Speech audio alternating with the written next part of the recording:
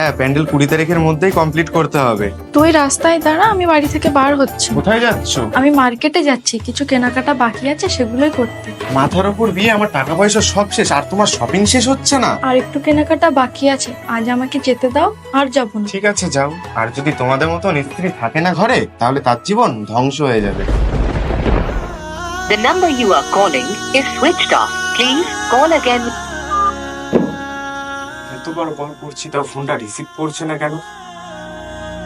চলে এসেছো তুমি? তোমার ফোন সুইচ অফ কেন বলছে? ওই ফোন আমি বিক্রি করে দিয়েছি। কেন? কাল যখন তুমি ফোনে কথা বলছিলে। কিছু টাকা কম করে নাও ভাই, বিশ্বাস করো টাকার অভাবে বোনের বিয়েতে নিজের জন্যই কেনাকাটা করতে পারিনি।